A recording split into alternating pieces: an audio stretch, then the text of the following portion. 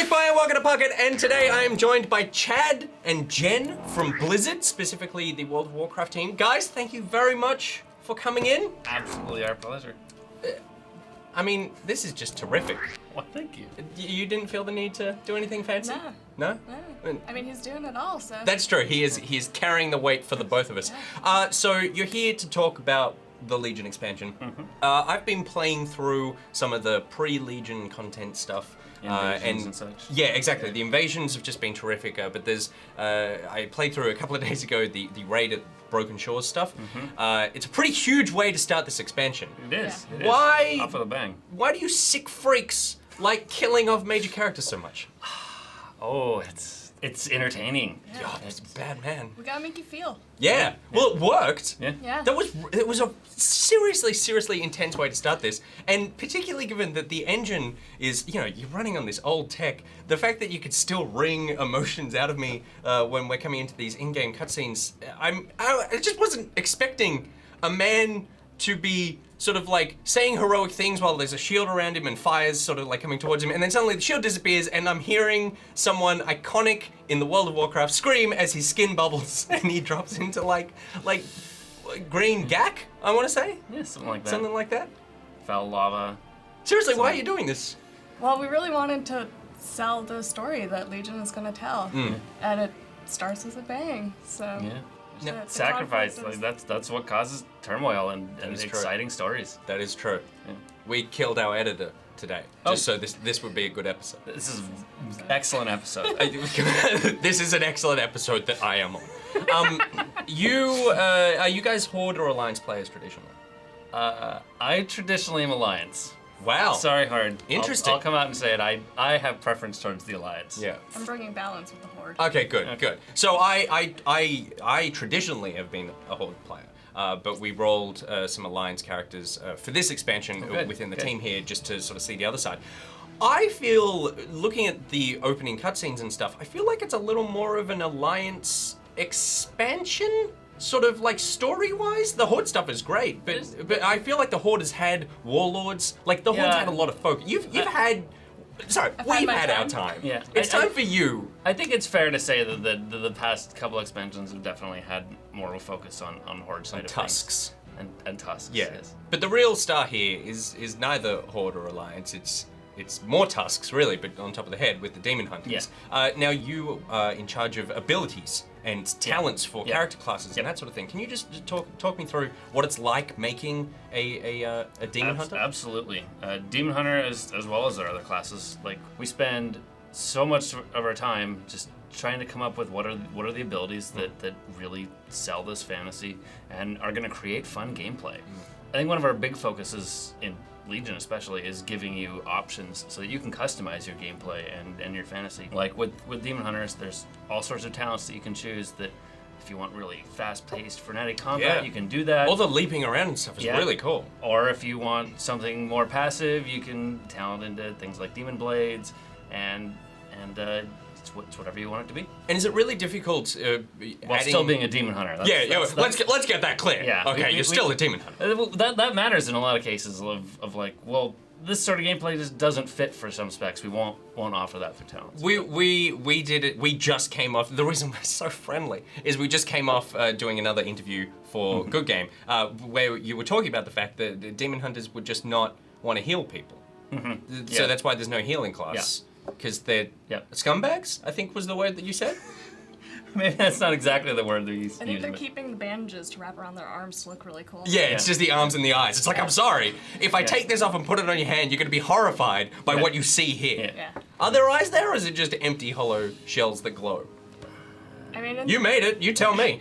in the lore, they do gouge out their eyes. So, Gross. yeah. All right. Wish I didn't ask that question.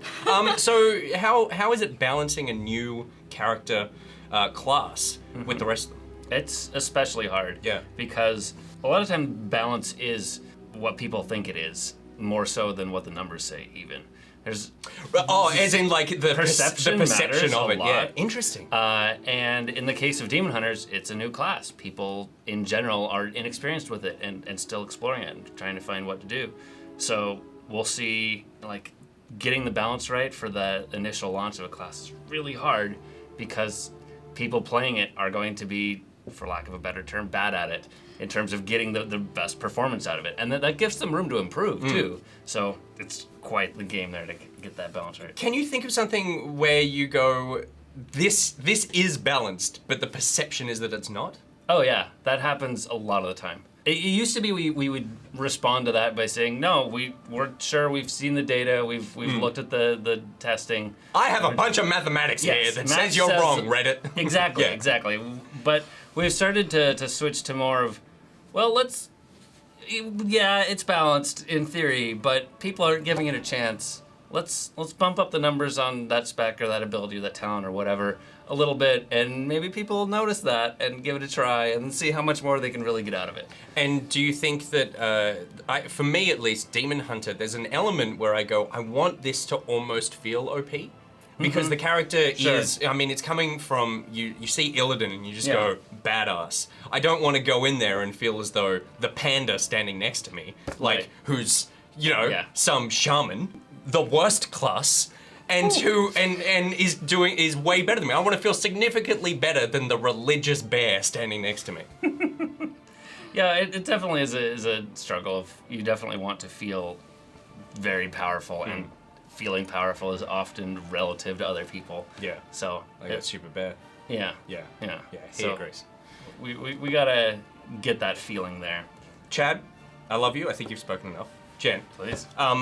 You are in charge of creating a lot of the art and design for characters and clothing and weapons and stuff. Yeah, basically anything you put on your body, a character artist, which is what I do, had to make it at some point. And so you've got the Demon Hunters coming out. How difficult is it to create a sort of look for them that allows people to be creative with how they're dressing, but doesn't go against the law, which is so important? Yeah, it was pretty hard because Demon Hunters have been established in the lore for such a long time. It's really hard to find the balance between what the lore has said, what people have made their mind up about. Illidan is the main prominent face of Demon Hunters, and we haven't put out much art regarding that. So throughout all this time since we actually put out the Demon Hunters, they've made up their minds of what they think. So now we're coming in being like, no, it's this. Yeah. So hopefully we did it in a good way. Are you worried? Because little I feel pretty at the beginning of the question was like, ugh. Yeah, I mean, just within the office, everyone had an opinion too, so we found the good balance. It feels right. Awesome. So we're excited for everyone to get out there and customize their own Demon Hunter. There's so many more options now compared to just a regular character that you'll spend hours just customizing them, so cool. Have at it. And so neither of you are on the technical side of when it comes to engines and that sort of thing, right? You don't. Do you dabble a bit? I dabble a bit. You dabble? I dabble. So okay, then consider yourself the expert and spokesman for Blizzard right now. I can tell you all about programming WoW.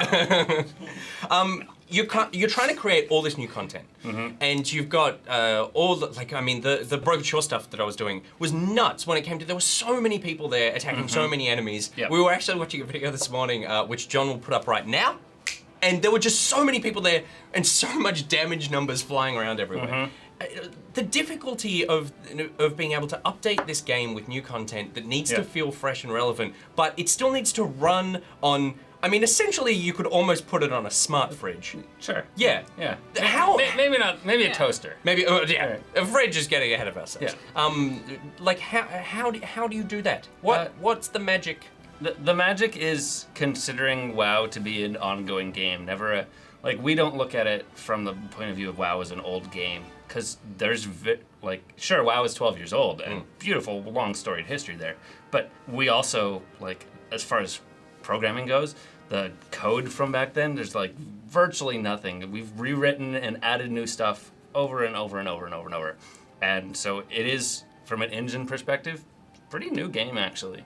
Right. And we're adding all sorts of new features and new tech so that we can do stuff like 80-person, 40 Alliance, 40 Horde, Broken Shore things and have it all work right. Yeah, which was really impressive, particularly given that I'm watching the Horde people on the other side, on the rocks on the other side, and I'm going, oh, they're actually players over there. This is real, which was a really cool thing. The presentation view of that is just, it blows my mind how they got all that working right, and I love it. I love it. So impressive. How much scope do you think the game has for bringing back not just lapsed players or people who are still playing, but like really bringing in new people? I imagine every expansion this is what you want. What have you done in this one that's encouraging people to start WoW?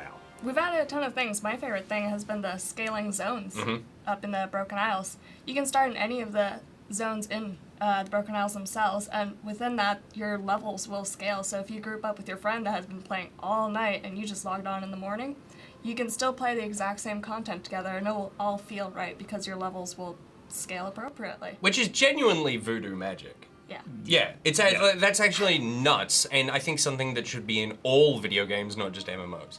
Like From a dabbling in code perspective, yeah, that definite voodoo going on there. Yeah. Did someone Magic server gnomes are keeping that all working right. did someone come up with that idea and then everyone was like, "You're an idiot. You're clearly drunk. Get out of the room." And then you figured out a way to do it, or did someone come in with like this piece of paper and you're all like, "Oh my god, it works."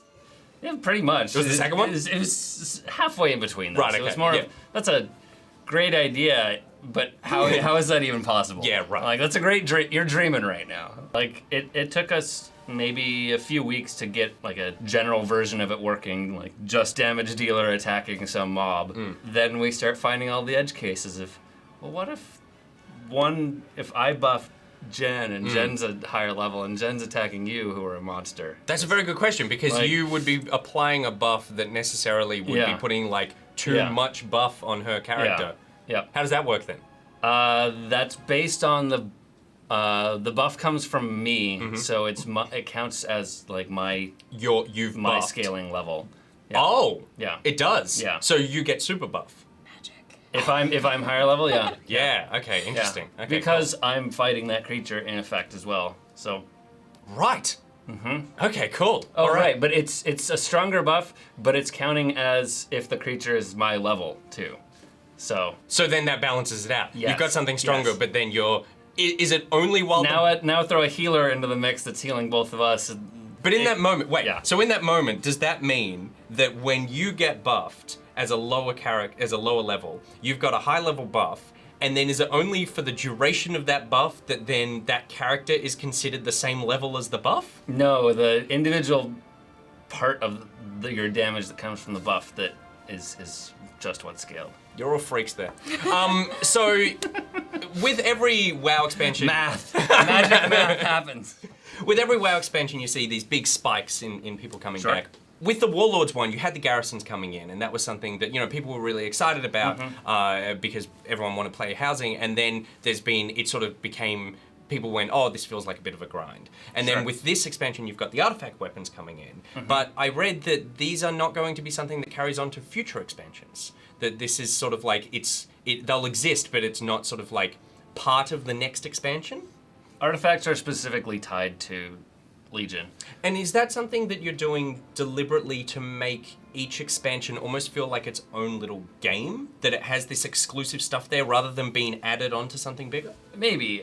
We don't know what the next expansion is going to be. You're a liar. You totally Well- know what there's no way you don't know what the Okay, next... all right, Don't lie to me. Come on. Don't let me make Reddit get you. We're not sure about what...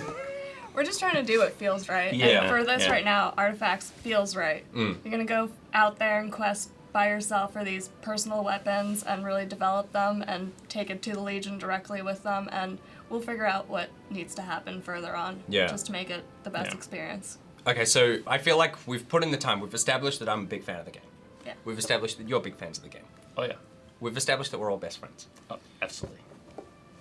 My question is that you worked on that Blizzard was working on Titan for years and years, and admitted that they couldn't get it working. That they went, you guys were just like, we can't find the fun here, and let's put it aside. And that it was going to be the next thing that sort of advances where WoW, what lessons you've taken from WoW and the next big MMO. With that not working, is there a sense that you go, WoW is the best it's ever going to get? In terms of you could add good content to it, but it's kind of like, we can't really take this to the next level. It's always going to be like an iteration. And I'm saying this as a fan of the game. Sure. No. I think every WoW There you go. expansion is better than the last. Yeah. I think we're continually improving on story presentation process, our gameplay, our engine technology, like Totally, but everything. but do you think that it's always going to be? And I don't necessarily think this is a bad thing, but like it's always going to be World of Warcraft. It is going to be the game that we know, just more and more refined each time, and that we will probably not see this big leap to the next version of this I thing. see what you're saying. It's like, is there going to be a WoW 2, or is Yeah, there going to yeah, be and- another? Yeah, like the feeling is that Can't- like you just go, this is the game now, and this is the almost like the end of the MMO, and so we're writing this and making it the best version, like the best out that we can, which I know sounds like sad. I don't know. I think we're always considering alternate options, but for right now, we're focused on Legion. Yeah, and that expansion that you won't tell me about. Exactly. Yeah. Okay. Cool. Yeah. All right. Well, Chadd, Jen, thank you very much for coming in. Thanks for having us. I hope this wasn't too awful. No, not a bit. Not a bit. There you go. Not a bit. Blizzard. All right. That's it for today's episode of Pocketeers. Until next time, NichBoy out. Mwah. Bye. Do you want to say anything? What? All right. What? Blizzard.